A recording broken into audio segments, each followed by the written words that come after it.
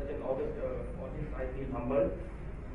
But I do hope that on the other side of 40, I do bring some perspective to the discussion.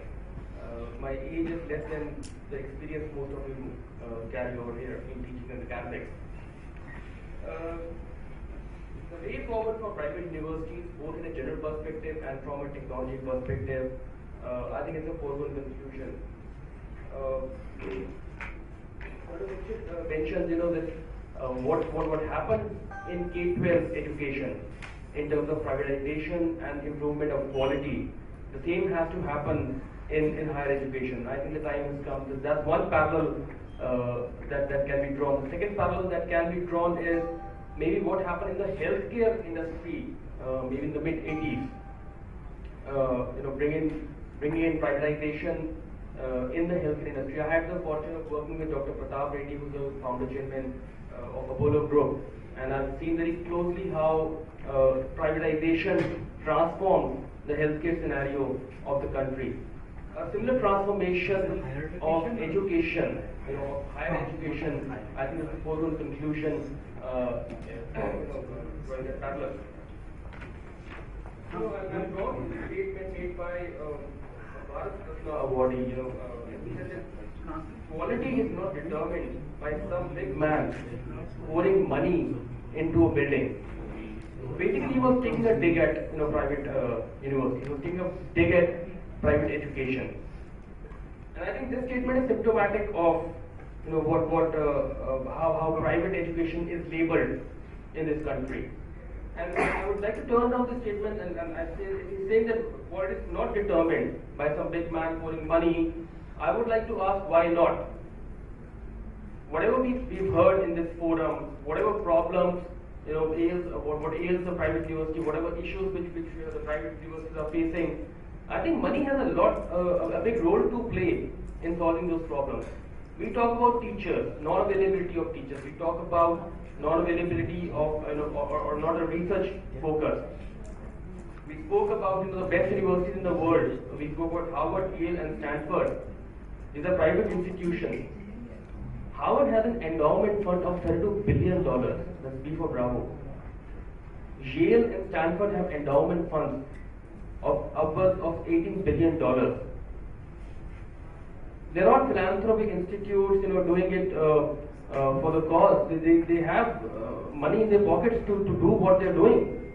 US universities in total have an endowment fund of more than $200 billion. That's a good fraction of the GDP of a country.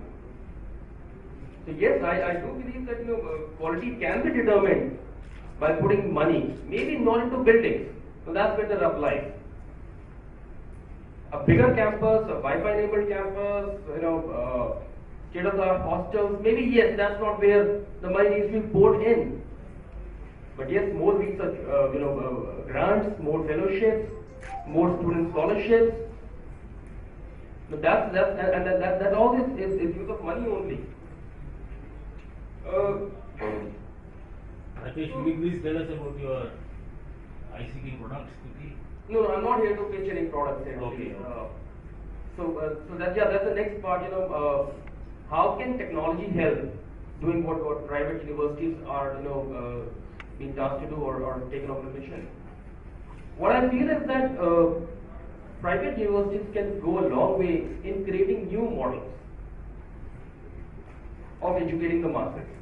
Now, to set a context over here, we have like one of the speakers mentioned, 134 million people or population in the 15 to 24 age bracket.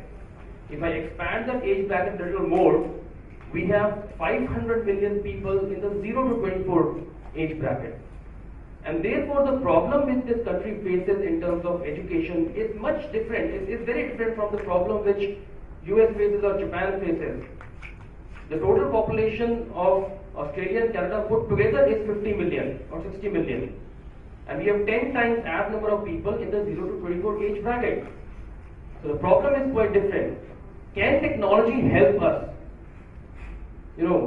solving this problem? And I believe yes, particularly in the context of private universities, creating new models of delivery of education.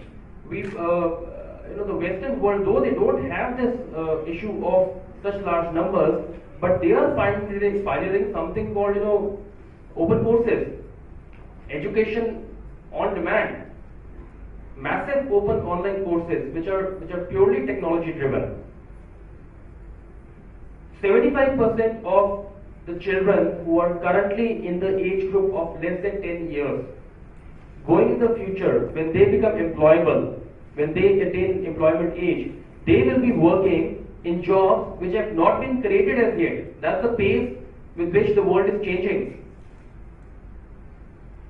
Is our education system geared to cater to that sort of a demand? And can private universities play some role in catering to that demand? Now, if I know that this is the skill that I required, this is the skill that is required to get that job, is there any forum, is there any university where I can get that specific skill, right? And nothing more, nothing less. That specific skill in which I am interested, which will enable me to get employed. That's where open courses, fall in place. And that's where innovation falls in place. Now, a lot of things on the internet, online, which you see are free and are of immense value. And the model over there is not a free model, it's called a freemium model.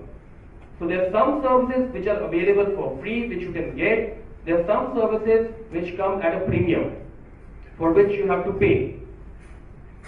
So that's how these massive open online courses actually make money.